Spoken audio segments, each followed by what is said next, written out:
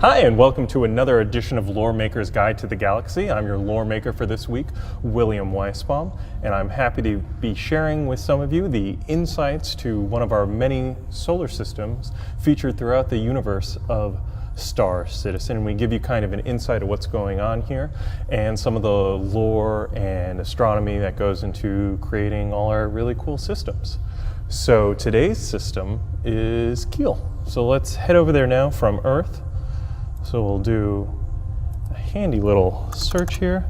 Now, for if you haven't discovered it yet, what I'm using right here is the star map, and it is fantastic and a great way to browse our universe. So let's go we should do a route so we can see all the jumps. Let's do that from Earth to Keel. It's even better. Yeah, Keel. Calculate. Loading. Oh, I found it. 8 jumps. So let's do it. Let's get there. We're gonna hop a couple distances away. Ooh. Heading on through Ellis. Now we're in Magnus. Then we're gonna jump to Stanton. Then we're gonna go to Terra. And then from there to Hadrian. And then finally, we're going to jump on through the wormhole and arrive at our destination of Keel. So Keel has 6 planets, all of them wonderful and interesting, as you're going to find out. The Keel system was first discovered in 2514. It's got a white main sequence F star. Holding on right there. Look at it shine. It's beautiful. And it was, for most of its history, a major military hub during the Cold War with the Xi'an, and only recently has it started to kind of define itself in this post-Cold War era when we're starting to develop peace with our Xi'an neighbors. It was discovered in 2514, as I said, by a merchant marine ship that was out delivering fuel in the Hadrian system, and the ship's captain liked to take different routes every time they were making a delivery to keep his crew on their toes, as well as kind of make sure that the outlaws couldn't predict where they were going to go. So one day when they were taking one of these new and different routes, they picked up something on their scans, and lo and behold, it was a jump point to Keel. And there was only one system that was proved terraforming ready, which was Keel 3 Severus, but there was a lot of resources in the system, and people rushed in and started trying to take advantage of it. And when more jump points were found to Baker and Horus, the system grew even more popular and things were looking up. And that is when, in the nearby system of Horus, the one and only Marie Sante discovered a jump to Xi'an space. And so if you want to find out more about what happened in the Horus system, you can go back to our earlier lore makers that Sherry did. That was absolutely wonderful, and she talked all about this. But by opening up a neighboring system to Xi'an space, that suddenly changed how the government viewed Keel. So the UPE all of a sudden said, oh, wait, let's put a break in all that private sector building, and they switched over the purpose and made it a major military hub due to its connection to the border systems, which would become known as the Perry Line around in the 2540s. Let me get my dates correct. That's the least I could do. And so once the Perry Line was in place, Keel served as a major military hub where a lot of the ships were stationed to move out all over the front. And Keel was a major part of Ivar Messer's expansion of power. There was a lot of kind of anti-alien sentiment going on at the time. We just had our first war with the Tavarans was kicking off. People were very wary of the Xi'ans, who we had a very difficult start with when we accidentally tried to terraform one of their planets. So tensions were already high, and Ivar Messer used that to kind of generate and kind of draw to him a lot of the power that he wouldn't have otherwise. And a lot of money got dumped into the Keel system to expand military bases and military stations. And that went on for hundreds of years until the Messers finally fell. And when the peace act was eventually signed that ended the Cold War between the Xi'ans and the UEE, the system kind of lost focus as all the military money dried up and all the forces pulled out of the system, because the UEE was kind of trying to present a different picture of itself, less military focused, and Kiel was kind of left holding the short straw on that one. So for a long time, the system after the Cold War ended didn't quite have a self-identity, didn't have a lot of money coming in, it was facing really hard times. A lot of the civilian population that was there left when the military left. But in very recent times, Kiel has seen kind of a reversal of fortune and has had a great uptick, and most of that's been focused in on Severus, which we'll talk about in a little bit. But in the meanwhile, let's start going through the planets and taking a look at what we have. We're going to start with Kiel 1, which is this little guy over here. And this is a rocky mesoplanet. It's uninhabited, and it is tidally locked.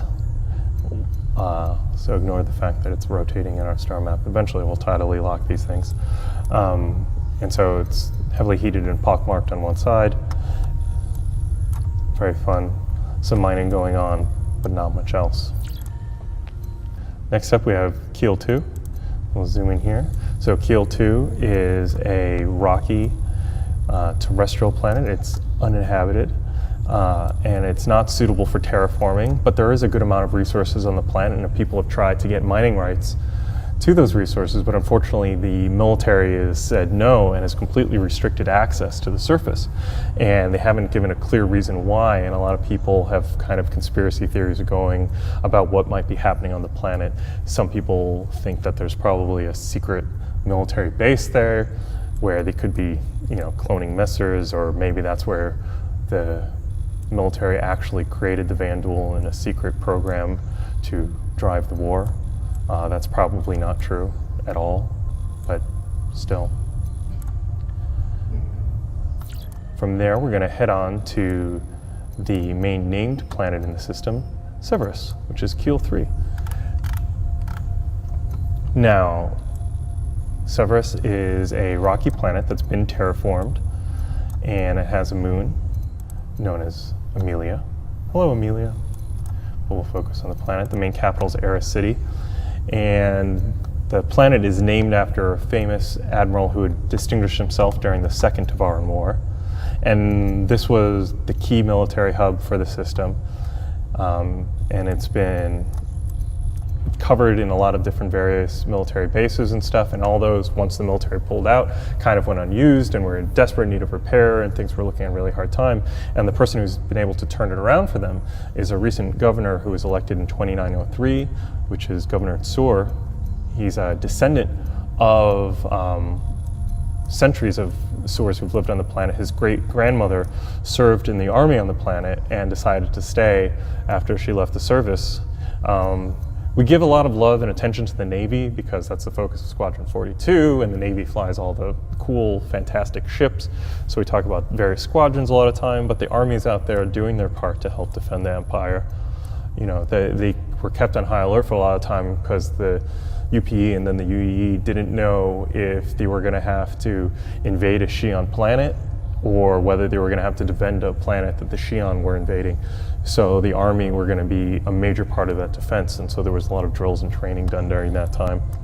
So when Governor Tsur came into power, the main thing he did was, rather than just trying to draw businesses in a general sense, which a lot of his predecessors have been doing, he very specifically sought out companies and tried to match them with services that he offered. So one of the first major coups that he did was be able to recruit RSI to come and open up a thruster plant, and that was kind of his first big success.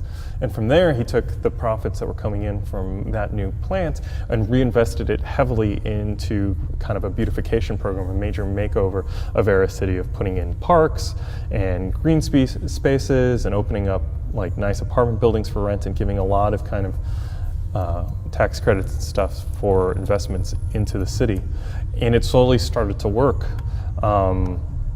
And people came around, and with workers and other factories being drawn here, the major thing that happened as well was SEA was able to convince the Intergalactic Aerospace Expo, who we watched recently, just had it, is based out of Kiel now. That wasn't always the case.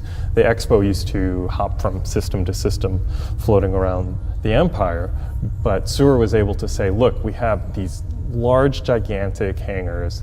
They'd be perfect for you. We're willing to put in a bunch of credits into upgrading them if you agree to let us house the expo here on a permanent basis.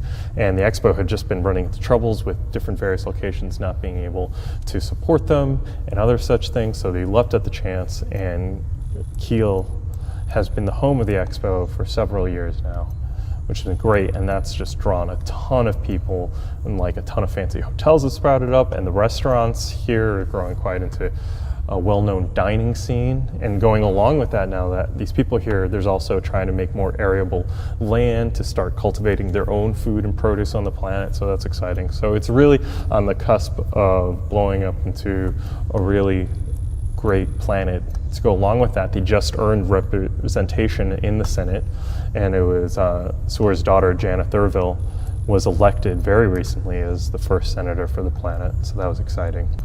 But coming along with the expo and all this added attention is that there was, during the downtimes, there was a lot of, criminal elements that kind of sprouted out to go along with it. And now that there's this influx of cash finally happening, or credits as it were, the outlaws are striking like there's been a problem in recent expos where you have all these fancy ships flying in, and the outlaws are trying to take advantage of that. So there's a lot of good opportunities for mercenaries at this time as the advocacy infrastructure is still being built out. A few years ago, there was a Kiel, and along with all the other border systems, were part of Operation Scimitar, which was a focused assault by the advocacy on kind of cleaning up all these systems. Though some people suspect that that was less about stopping crime and more showing the Xi'an, who were watching at the time, that we meant business, because tensions had recently ratcheted back up when the Xi'an had captured a human that was accused of being a spy. So things were very tense, and so there was this big push to show the might of our advocacy in the system. Going on from Kiel 3, we have the Kiel Belt. There's still, even though it has been mined by the military for a while, there's still a good amount of resources to be found there that are now mining operations are really starting to kick in full speed. And there's also a lot of salvage to be had in the area because of how long the military operated here. Though they cleaned up a lot of their trash, so to speak, the belt was harder to clear up. So military exercises, various accidents and stuff have left some kind of outdated military machinery and ships floating out there. So some people have been making a good go at it through salvage. Moving on from the belt, we're going to head to Kiel 4. So, Kiel 4 is a gas dwarf. It's a deep blue planet, it has a high amount of methane, and it spins very fast. It only takes 16 standard Earth hours for it to make a complete equatorial rotation. So it's just whizzing along. And then we also have Kiel 5, which is another gas planet, but this one is a gas giant. There it is. And it has a huge radius of over 57,000 kilometers, as well as planetary rings, which are shimmering lovely in the star map this time of year. We go there to our last planet in the system, which is Kiel 6, which is going to be way out there. We'll find it. There you are. So Kiel 6 is a protoplanet, and just like Kiel 4 has a very fast rotation, this one has equally interesting parameter where Kiel 6 takes about 122 years to make one trip around Kiel, around the sun. And so it's a big deal. So there's a festival being planned right now for when it reaches perihelion, which is when the orbit of the planet is closest to the sun. So when it reaches that point, there's going to be a big festival, and it will probably take advantage of Cerberus's all its spaces to hold that festival, and it will be a big economic boon to the system. So that's something to look forward to. So the system was named by the captain of the merchant marine. He named the system after his good friend back on Mars who refused to ever leave the planet. So he thought by naming this whole star system after his good friend Keel that he would convince him to finally leave and explore the Empire a little bit more. But that was not the case. Keel died on Mars without ever having left. So as part of his will, he interred his body into a small satellite that travels around Keel in kind of memory of this system that was named after him that he never got to see when he was alive. So that's kind of fun. So that sums it up for Keel. So for a long time, a major military complex, and then the military left and it fell in hard times, and now it's found this complete new rebirth, and it's very exciting. So hopefully you'll get to check it out for yourself sometime soon. Thank you so much for joining me here today on Lore Maker's Guide to the Galaxy. Hope to see you around soon. Thank you for watching. So if you want to keep up with the latest and greatest in the Star Citizen and Squadron 42's development, please follow us on our social media channels. See you soon.